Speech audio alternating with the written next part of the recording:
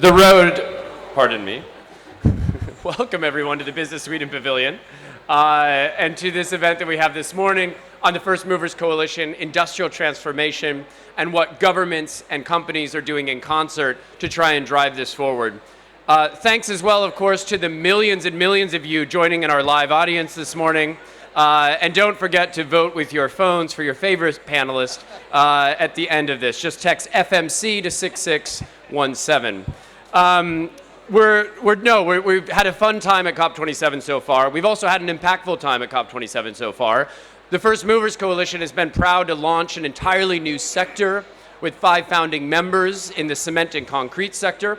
We've also been pleased to join many other companies to our existing sectors: steel, aluminum, shipping, aviation, trucking, and more.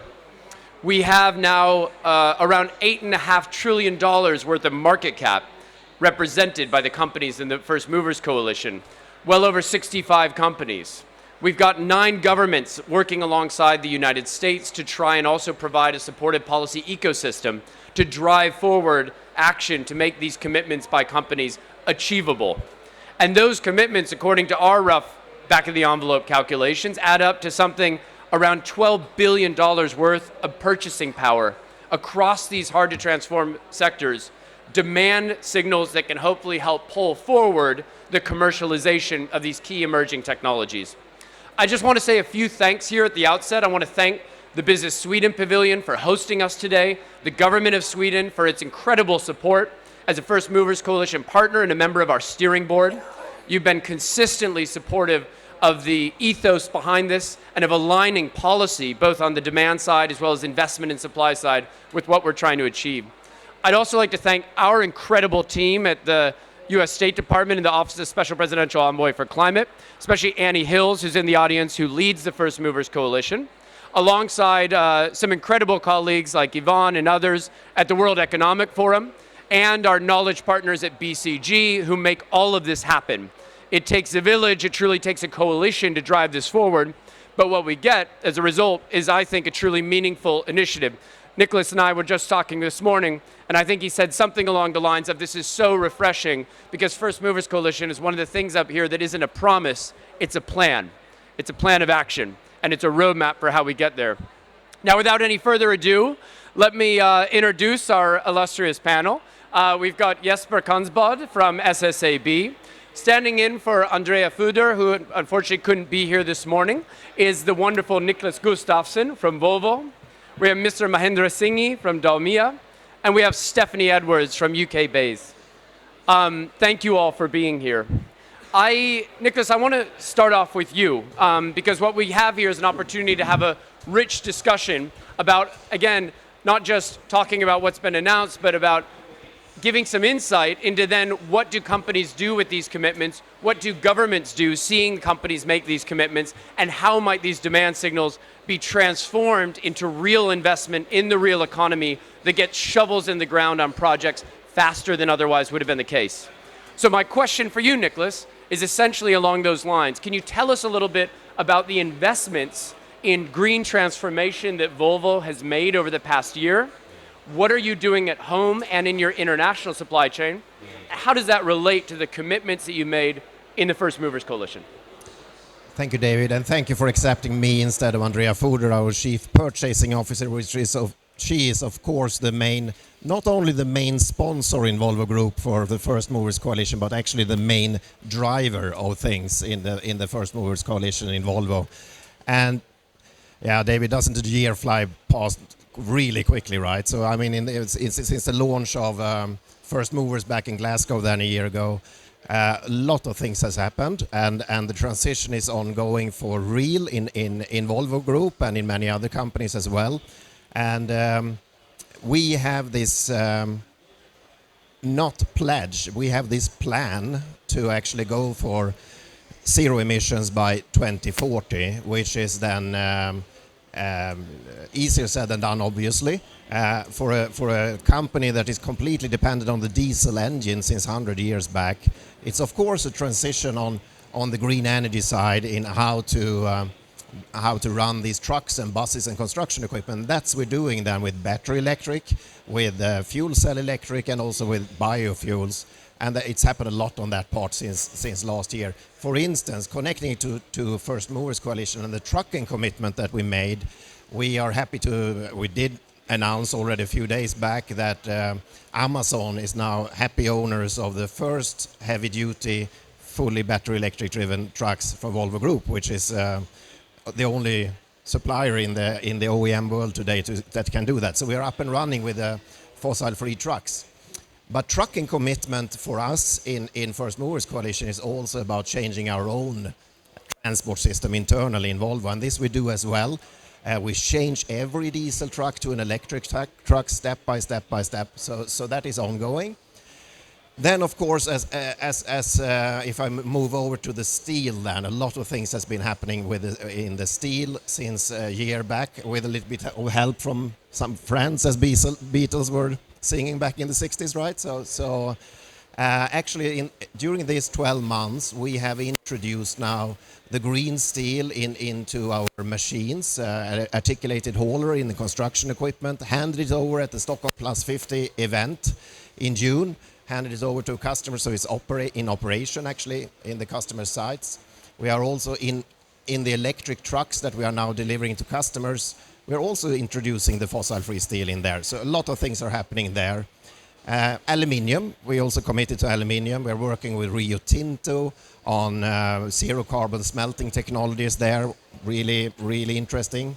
And then Tuesday this week, actually, Andrea herself then launched here in Egypt that we are also now into energy. We have a new partnership with Vestas, who will supply us with the green energy from the windmills, converting it into hydrogen that we can fuel our fuel cell trucks with, and many other partnerships, things that we are doing with Vestas. Also in aviation, if I just end there, aviation is sometimes still needed. And for a group like Volvo, we also have Renault Trucks in our group, which means that we have a big footprint in France. So we have actually a direct flight between Gothenburg, center of everything, where Volvo Group is headquartered, and Lyon in south of France, where we have 10,000 employees approximately. This flight we now have introduced running on 50% of SAF, sustainable aviation fuel. So yeah, some examples. Lots more happening. Wonderful. It's good when you have multiple different examples across multiple different sectors. We'd love to see that. Now, another entity that has to take a multi-sectoral view are, of course, the governments that are trying to lay out the frameworks and the enabling policies and ecosystems that can help to drive this forward. There are a few governments that I think have done that as comprehensively and as thoughtfully as the United Kingdom. So, Stephanie, I'd like to turn to you next and just ask a little bit about what is the UK doing to drive green transformation, and how do you see some of those policy priorities supporting the scale up of supply to help meet these FMC demand signals? Great, thank you. So the UK was actually the first major economy to legislate for net zero. And I think I say that because it was that confidence we had a few years ago was really built on exactly as you say, the governance structure that we have put in place since the early 2000s. And that is really built around having a 5-yearly carbon budget that we then need to account for as a government into Parliament, into the people of the UK, about how we're doing, what's the implementation that's needed to meet those carbon budget goals. And what that's really enabled us to do is to have really clear understanding of what are the policy steps needed to get us from here to where we need to be by 2050. And so far, actually, the UK has been able to reduce its emissions since 1990 by 43%, the fastest in the G7, while still growing its economy by a third. So really, from our perspective, our new government is very clear that we see net zero as a massive economic opportunity that we need to take the most of. And so really within that, we are thinking about how do we create demand for new technologies through incentives, but also I think through regulation. We've seen very successful regulatory signals around, for instance, zero emission vehicles, what we've just announced a couple of years ago, course, our colleagues from Volvo well know, a commitment for 100% zero-emission vehicles for light-duty and heavy-duty by 2040. So we've seen that as an effective way of stimulating market demand in the UK, giving certainty to investors as well. And if there's one thing we hear again and again from investors, it's please give us certain policy frameworks, please give us a sense of where do we go from here. So the UK has its own journey, but we're conscious that while we are the 5th largest economy in the world, we are just 1% of global emissions. So we are also keen to work with our international partners as well. That means scaling up demand in collaboration with them. So actually this morning, the UK along with the US and governments representing more than 50% of global GDP have just launched the Breakthrough Agenda Priority Action Plans. And they are all about how do we set new rules for the green global economy? How do we work with our private sector colleagues to really scale up and speed up these key technologies? Thanks, David. Terrific. Thank you, Stephanie. I also want to note one of the technology areas where I think the UK really has been a leader and has been a leader in tandem with the United States working well is in the scale up of advanced nuclear technologies. And I just want to recognize we have here in the audience our amazing Assistant Secretary of Energy, Katie Huff from DOE, who's been a real leader on advanced nuclear as well, which again, each country is going to follow its own pathway, but we'll just say that in the United States, and I know in the UK as well, we see a really critical role for advanced nuclear as a baseload zero-emission technology, not only for power sector decarbonization, but also for the production of industrial heat and other useful energy that can help to drive decarbonization in some of these sectors. Now, coming back to Sweden, though, we heard Nicholas quote the Beatles by saying we all decarbonize with a little help from our friends. So I now want to turn to his friend over at SSAB and ask Jesper if you can tell us a little bit more about how SSAB is collaborating with partners like Volvo to ramp up that green steel production that we see demand for through the First Movers Coalition. Thank you, David.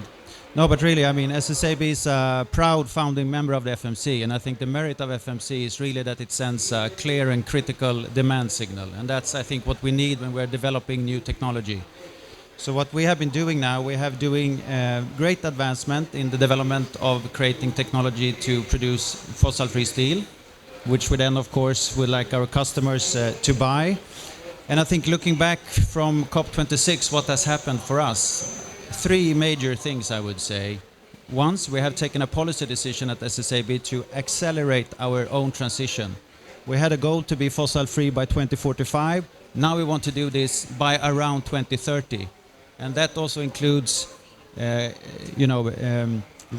our production system in the Nordics, get away from blast furnaces, phase out coal, and go to a new technology. And we want to do this already by 2030. And I think that's amazing. I don't know if there is any goal as ambitious in the steel industry today.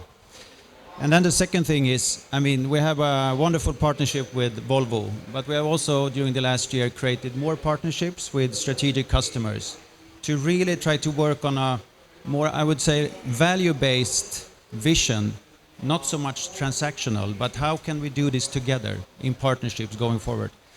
And the third thing that has happened that we announced a couple of weeks ago is that we have had great technical results from our R&D.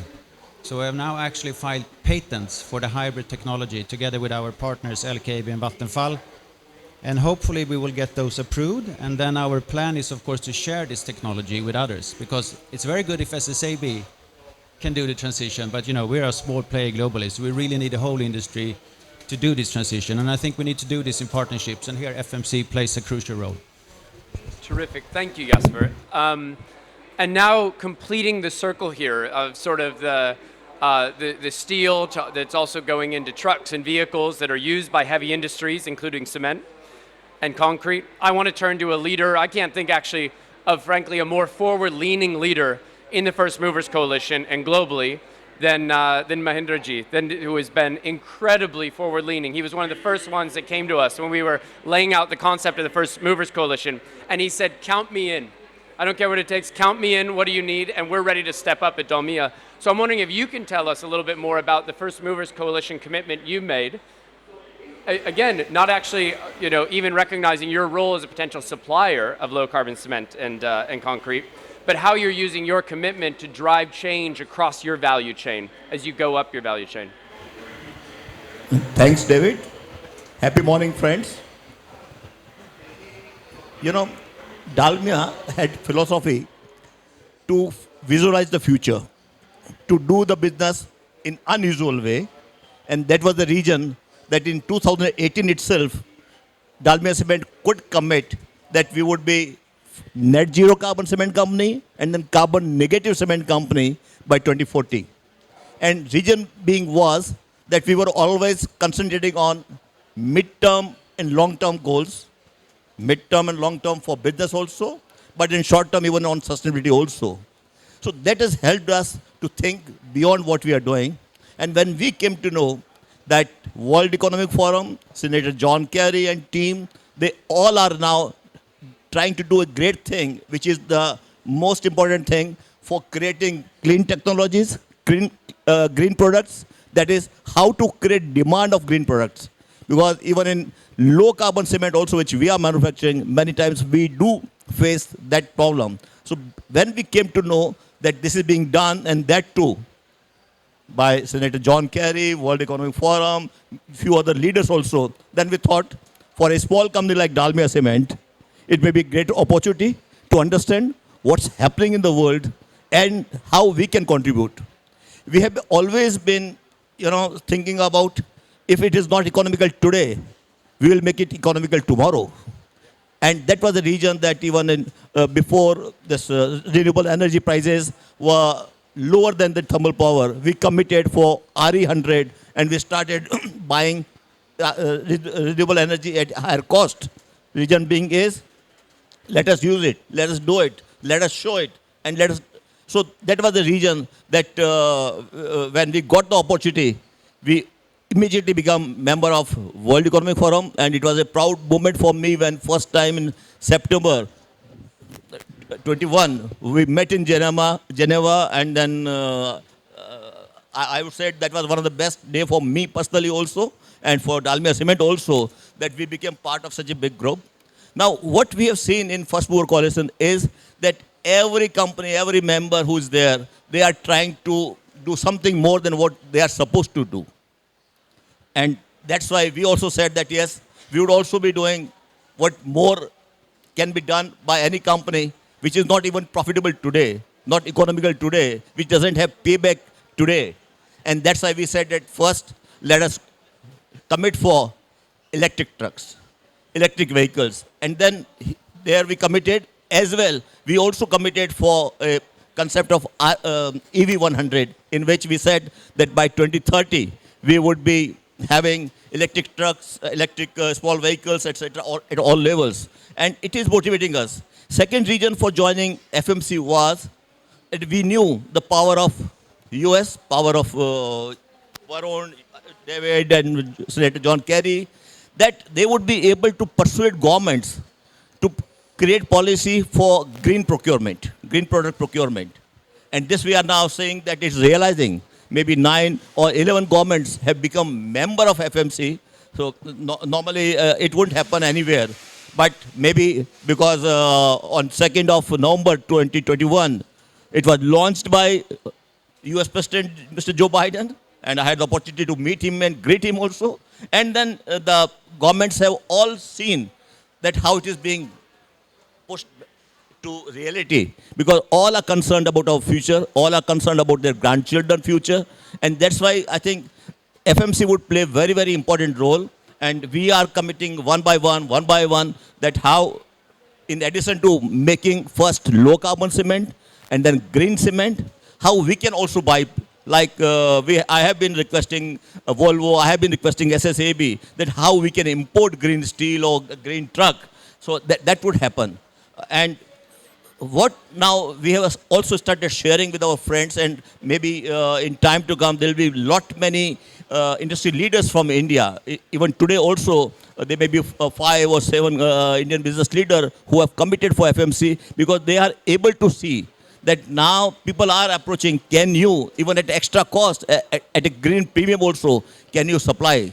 And we are now approaching that, yes, today my cement may not be 100% green, but it is the greenest so far which is being produced in India or globally and having the lowest carbon footprints. So now people are, or industry are showing interest that one, you have the tag of FMC member, and second, you are doing well because you have the lowest carbon footprint in the world. You are also one of the most profitable cement company. You are following philosophy of clean and green, is profitable and sustainable. So yes, we would work with it. So I would say it has been a great decision by my team, including me, to become part of FMC, and then we could meet great leaders like Mr. Joe Biden, Senator Kerry, David, Varun, and all team members, as well as Borge. So I'm very happy to be here. Wonderful. And we're happy to have you, Mahendra. We're happy to have you. We're delighted to have you. Thank you for your leadership. You've heard now from 3 different companies that are not waiting for markets to emerge, but which are taking their own destinies into their own hands and creating those very markets for low carbon materials with their actions. And you have a government that's also leading the way and creating the conditions to make that possible, and to make it possible for these companies to lean forward, to lead, and to move as quickly as possible. I also want to just take a second to recognize again another colleague, Varun Sivaram, our Managing Director for Clean Energy and Innovation, and Secretary Kerry's office, who's been very instrumental in this work. Hopefully our millions watching from home were also able to get that, coming back just now from commercial break. So as we turn to the second half of today's panel, we've laid out the framework of what these companies are doing, how they're working with governments, but I now want to have a little bit more of a granular conversation and a very honest conversation on what are some of the barriers and obstacles that we need to get around. Jesper, I'd like to turn to you first. You're lucky, frankly, I think, to be in a country that is so supportive of green transformation efforts, of the need to commercialize these emerging industrial technologies and processes. But what sort of barriers and obstacles do you face in scaling this across your supply chain globally around the world, or in markets that you might be looking at that are attractive around the world? And how do you think we can get over those barriers? No, well, thank you, David. And you mentioned conditions and enablers, and also the value that we work together, companies and governments, because I think, we really need to work together. So I think looking at what we need to scale this, I think we have touched upon it, partnerships, looking at value chains. Also we discussed the market demand, of course.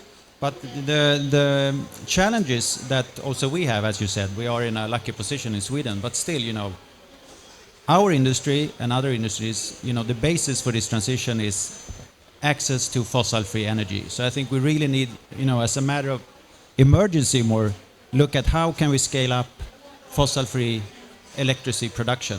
That goes also for Sweden and the Nordics. We also face, the issue of permitting. We need to have high environmental standards, but the process itself must go much faster, because we can't wait, years and years for the process just to go on. And then we think also, and I think you heard my CEO said this many times on stage, that, coming from an industry that emits a lot, we still believe that, we need to have a clear cost on carbon emission, So global carbon pricing would be a good thing, I think. And then we talked a little bit about, the policies. And we believe, and that's one thing where I think the FMC has been so brave in creating the definition, kind of the standard for what is near zero emission steel. We need to do that globally. We need to agree, on the standards also to be able to scale this up and also do it, on a more trade level. Yeah, thanks. Thank you very much. This also then gets at the fact that it's critical that, in my opinion, but I think hopefully this will be shared by others, we can't just have the projects that supply these FMC demand commitments, nor can we have the demand commitments themselves only coming from developed markets and developed countries. It's imperative that something like the First Movers Coalition drives change and drives investment in the scale up of greener technologies in an equitable manner, that we see that in the global north, the global south, developed markets and emerging markets alike. So, Mr. Singhi, I'd like to turn to you again, and I'd like to ask from your perspective as our very first Indian company in FMC, and a real leader, I think, in South Asia in terms of transforming your industry, not just your company. How can that best be done? How can we make sure that the benefits of this industrial transformation, the investments that take place in scaling up lower carbon supply, also benefit developing countries in an equitable manner? Great question. First, I would like to say that one way or other, we have been able to provide leadership on low carbon transition, on net zero cement and concrete, not only in Southeast Asia, but whole world. Second, I would say that whatever actions we have taken, whatever data we have shared, that has really inspired many companies, our supply chain also, and at the same time, we also got good learning from them, because when we share more, we learn more. And that practice has been supporting us in a big way. Now, one thing which we have done is that we have announced that we can use any type of waste which has some caloric value, so that that waste can be utilized, can be burnt to replace fossil fuel. And with that, and somehow in India, there is no policy of polluter to pay, which is there in Europe, and that's why Europe is doing a big way on green fuel. So that is helping us, our supply chain. Even our many cities where we are collecting their municipal waste, which is not in the right way like in Europe, but still we are using it in a big way. And thirdly, now the suppliers, particularly now companies have started saying that can you get us electric truck? Because we get a lot much raw material from road. So that's happening. Third, the big thing which is happening, which may not be known well in the world, is that Indian Railways, who are also big transporter for us, they are going to be net zero railways by 2030. They are moving in a big way on renewable energy. They are moving in a big way to replace fossil fuel, etc. Third, I would say that our commitment has also changed mindset in our organization also, that how the low carbon or green product will help. Because so far in India, not much products are of total green nature. But of course, when we do any buying, when we do any purchasing, we do take into consideration that comparatively, which company has lower carbon footprint, and if required, that whether that can be done with some premium also. And lastly, I would like to highlight is to influence decarbonization in cement sector and to convert from hard to abate sector to possible to abate sector. 3 months back, we have signed agreement with well-known company FL Smith Denmark in the presence of Prime Minister of India and Denmark to create certain policies, certain technologies which can be adapted globally. And I think that should go a long way. And maybe one more thing, that definitely when we have set for FMC, when we have set for target, now we are also pushing government, advocating with the government that how they can create right policy for green product procurement, how they can do right things for giving us degraded land for planting sustainable plants, as well how they can make renewable energy more economical also. So because we are of the view that today it may not be economical, but tomorrow with a lot of developments, it would happen. So we are committed to make it happen. We are committed that our cement would be net zero and carbon negative before 2040. Excellent. Excellent. Thank you. We love these sorts of bold visions, and we love even more the real action on the ground that you're taking to drive it forward. Thank you very much, Mahendra. Stephanie, I want to turn to you. Similar question. From a UK government perspective, where do you see as the greatest opportunities to drive this sort of investment also into emerging economies?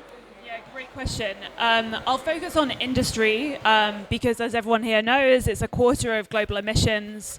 And actually, the plants being built today, so steel, cement, chemical plants being built today will still be here in 2040, 2050. So if we're not building the right technology now, then we're going to be in trouble later.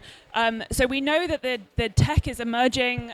We've got lots of great companies to thank for that, but it's not yet widely available, nor is it affordable and accessible for everyone everywhere, which is a huge issue. And I really admire the work that we're all doing to address that, but I think it's all worth us really reflecting on the extent to which that is a huge barrier to the transition going forward. So clearly R&D is very important, but I very much agree, David, that demand is critical. So I'd like to thank you and all the work that the First Movers Coalition is doing, all the fantastic companies we have who are part of that. Also, I have to highlight particularly the US, the Inflation Reduction Act. I think it's completely game-changing around this, so creating the right incentives for demand, and some of the work that we've heard from in Sweden and elsewhere is really helping to drive that.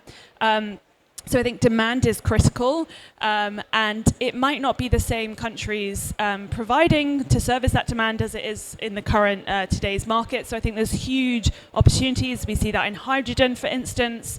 Been talking to lots of people here at COP27, lots of countries interested in exporting hydrogen, having those new economic opportunities around that as well. So I think finance is critical in enabling companies everywhere to be able to access that demand and service that demand. So we actually have just today announced a contribution from the UK government to actually a world first climate investment fund specifically focused on industry decarbonisation. And that is all about trying to give access to capital to countries in the global south and elsewhere who are trying to invest in new clean technologies. And we're also next year looking at investing in a new mechanism, a capital market mechanism that will look to leverage billions of new funding for industry decarbonisation, as well as other types of decarbonisation efforts as well. So I think that demand creation backed with finance is really what we need to see in the next 10 years. Excellent. Thank you very much, Stephanie. And then, Nicholas, I want to turn to you. And I want to end again by quoting our good friends at the Beatles, who once sang, I believe, "You say you want a green industrial transformation. Well, you know, we all want to change the world. So what can we look forward to from Volvo over the year ahead? What are you going to be doing? What are going to be your major foci and priorities in terms of driving green industrial transformation, including in emerging economies and in the global south, as we just discussed? Absolutely. David, coming back to the Volvo Group commitment is a global commitment. So we have plans for all parts of the world.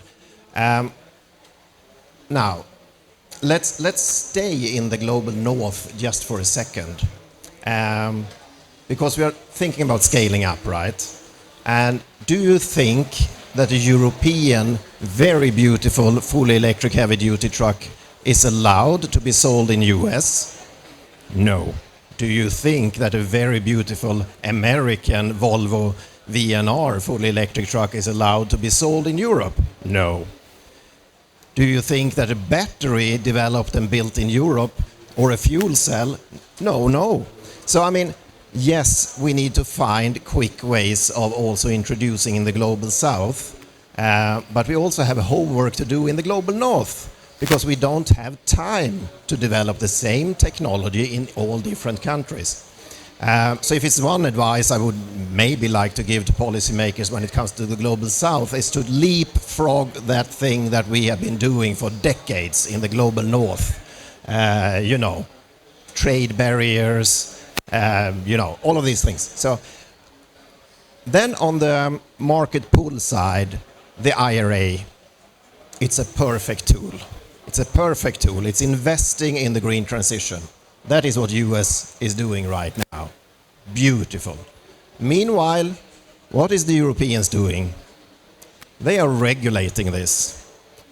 What is the best tool, you think? Is it to incentivize and invest, or is it to just simply regulate? You know my choice there. Sometimes it's really good to be a global company, when you can jump from here to there and, put your bets. So that's really really something to look into. But it will happen a lot of things going forward. In the global south, I think, also important to be technology neutral, to keep a lot of options open. You will not hear from Volvo people that we say that everything will be charging and battery electric. Not everything will be green hydrogen and fuel cell electric. But we need to keep all options open. Also the internal combustion engine running on green hydrogen or on green biofuels, sustainable biofuels and so on. So there will be different solutions, and we need to be flexible on this a little bit. But let's try to leapfrog that we not build barriers also in the global south, as we have done for decades in the global north. Excellent. Well, I'll just say we love, speaking for the US government, we always love to hear Inflation Reduction Act and beautiful in the same sentence, because beauty is in the eye of the beholder, but from our perspective, incentives that attract capital formation to drive down the cost of these technologies through investment is indeed a beautiful thing. With that, and with me having said more than my 2 cents, let's turn to the audience and see if we have any audience questions. Would anyone like to ask a question of the panel? If not, I'll go to the flurry. We've got thousands of questions coming in again from our live audience around the world. But before we do that, I want to privilege those in the room here today. So just raise your hand if you would indeed like to ask a question or offer a brief remark on anything you've heard today. Yes, in the back, and then we've got one up front here that we'll take after. And please just briefly introduce yourself, if you would, before asking your question. Yes, my name is Kim Sang-yeop. I'm co-chairperson of the Presidential Commission for Carbon Neutrality and Green Growth. Very, very long name, but Korea is considering very positively to join the FMC. Korea is, as you know, very energy-intensive country because Korea's manufacturing industry is so important. So how could you tell me to persuade the stakeholders and the industrial people for them to join the FMC? What kind of incentives could the business people in Korea could get? I'd like to persuade them to join the forces. A great question, and I think a relevant one for both a government as well as for companies. What sort of first mover advantage do you see? Are you getting early access to suppliers? Are you getting early access to supply chain insights as these supply chains will inevitably shift over the coming decades? And as governments, what more can we do? I know that I'll just say in the United States, we're working on a partnership with our Development Finance Corporation, for example, to privilege investments and opportunities in emerging economies that have projects that can supply our FMC demand signals. We're working on similar conversations with our DOE loan program office so that we can privilege loan guarantees and try and push loan guarantees towards those companies that we know are going to have firm offtake agreements from FMC members. But I'm curious also to hear maybe from some of our companies about what first mover advantage do they see in participating? From business point of view, I would say that we are able to understand that in time to come, there would be good demand generation for green product. Even at a premium also it can be sold.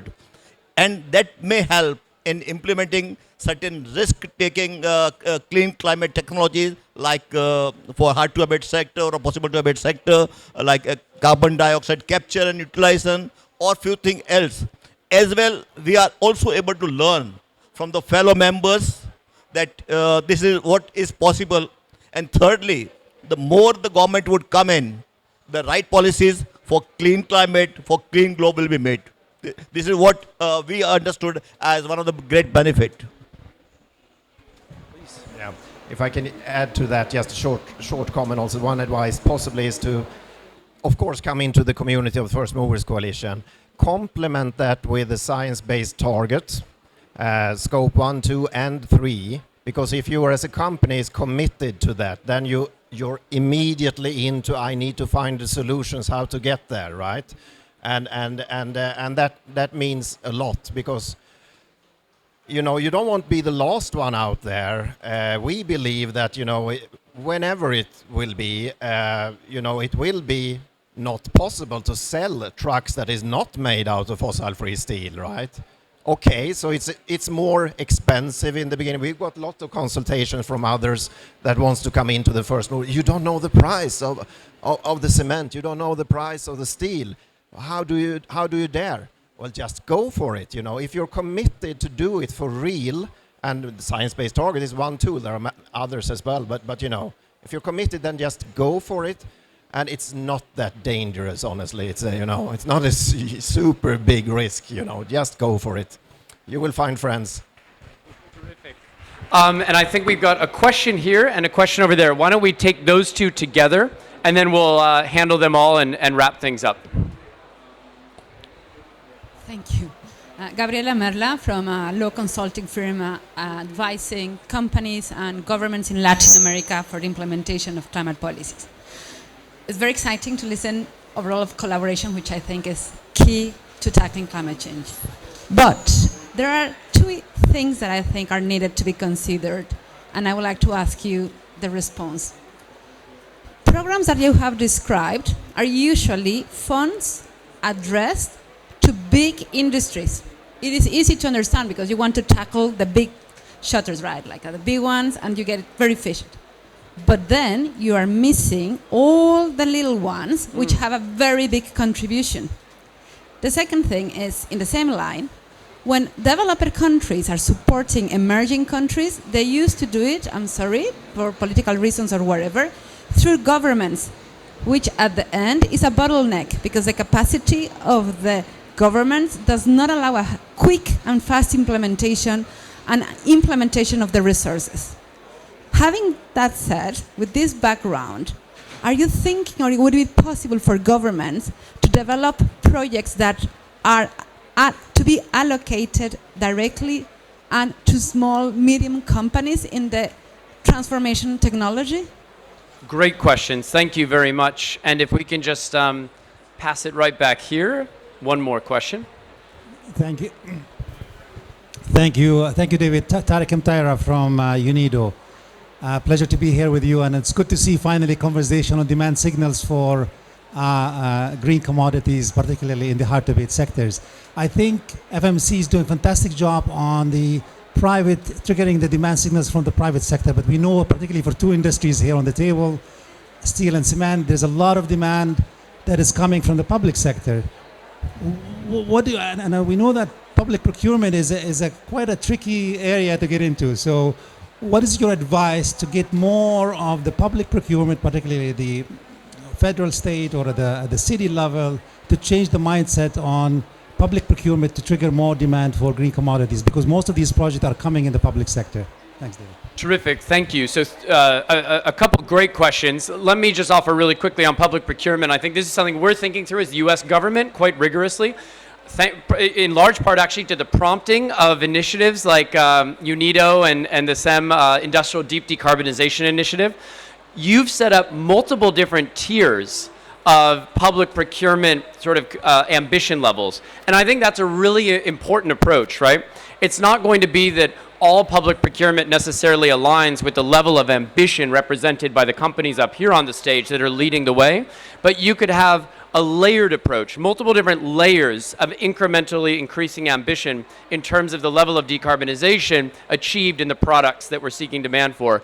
But I wonder if also our UK colleague and others might have more to add to that. And then also want to just recount, and then we'll tackle your questions to round things out. Yes, thank you. Absolutely right. So the Industrial Deep Decarbonisation Initiative, as you say, we were delighted to be co-founders of that this September, actually, with Germany, Canada, and set to be new members as well. So the US, Japan, Saudi Arabia, and others have joined as well. So it's fantastic. Committing to actually set joint procurement targets. And that's a way of setting some of those early parameters around standards, for instance, looking at how do you do this practically, and also providing that reliable demand signal. So very much agree it's important. I'd also like to just come to this question because I think it's vital. to think about how do we make these transitions sticky, right? So how do you think about jobs? It's not just about emissions, obviously. You've got to have people first transitions, and we're very committed to that. I would happy to have a kind of offline conversation, but one thing to note is actually the Just Energy Transition Partnerships. This is a new model of directing and pooling efforts towards the right focused solution packages to a set of countries around the world, are looking actually at a range of quite innovative financing mechanisms. So thinking about the recipients, how do you actually ensure a just transition in the long term as well? So I think there are emergent models that are kind of coming out, but it's something that we're going to have to focus on more and more over the next 10 years as well. Absolutely. And so you asked about this question of how do we make sure that it's not just governments, right? It can't just be public money that's driving this transformation. I think one of the things we all need to work on probably together, but we as governments especially, is ensuring that private capital does not shy away from these industries. Private capital doesn't look at these industries and say, oh, they're dirty industries, or polluting industries, or heavy industries, and so we don't want to touch them, because it's much easier just to invest in something which is deep green or viewed as safe. We need to make sure that capital is going in that can enable transformation, that there's transition capital that's ready to help lower the cost of capital compared to business as usual for these very sectors and companies. But I wonder if anyone else wants to jump on that. Just on green product procurement, I would say all have to now decide in their vision that we would be promoting green product procurement so that they can promote clean climate. And for that purpose, the decision with the procurement people would be very helpful, whether it's a private business, government business, public sector. And once it is done, then definitely there will be more desire, whether it's a small sector, medium sector, or large sector companies, to produce that type of product. Today, there is a question mark in the mind of the people, in the industry, small industry, that whether whatever I produce, which may not be that price impressive, but whether I'll be able to sell it or not. If I introduce CCU, which may cost more, whether I'll be able to sell it or not. And that will force companies not to take right action, except few companies. So this public procurement policy for green product would go a long way. Excellent. Thank you. Please, one more. Yeah, just a short comment on the financing. I think from our side as a company, we stand ready to invest about 5 billion from our own cash flow to do this transition that I talked about earlier. And we don't see it really as a long-term sustainable way if the transition should be based on state aids or grants. But the important role for governments, I think, is what I talked about earlier, to create the enabling infrastructure. So to allow for small, medium-sized and the big industries to do this transition. So I think that's one answer. Niklas. Yeah, excellent. And a final word, Niklas. Yeah, very short. I want to come back to the SMEs, the small and medium enterprises, which is really the backbone of society. It's the backbone of industry. And what is nice with First Movers Coalition is that it is the purchasing power, procurement power. So just having Volvo as one example, since I know it, we have 50,000 tier one suppliers. If you go one level down, you will have hundreds of thousands. 2 levels down, we have millions. And we are partnering up now because again, in 2040, also scope 3, we will be fossil free in Volvo. So we can engage a lot of people also in the small and medium enterprise. And I think actually, David, we should build on this. So next year, I'm talking for Mahendra and Jesper as well. We will be in the audience and you will have 200 SMEs here instead. Brilliant. We love being given homework coming out of events like these, and I've noted it down. Look, you're hearing from an incredibly powerful group of different voices from industry, from government, from civil society, international organizations that are all voices of leadership in this sector. But I'm reminded of the fact that a collection of powerful voices, a collection of powerful signals can be a cacophony if it's not orchestrated correctly. That's exactly where the FMC is stepping in, to make sure that this is not a cacophony of ambition, but a symphony that's driving industrial decarbonization, that's driving transformation in fuels and some of these hard-to-abate sectors. And we thank you for joining us on that journey. Thank you all for joining us here today. Thanks for being part of our FMC family, working to make this happen. And we look forward to seeing you throughout the rest of COP27 and beyond. Thanks very much.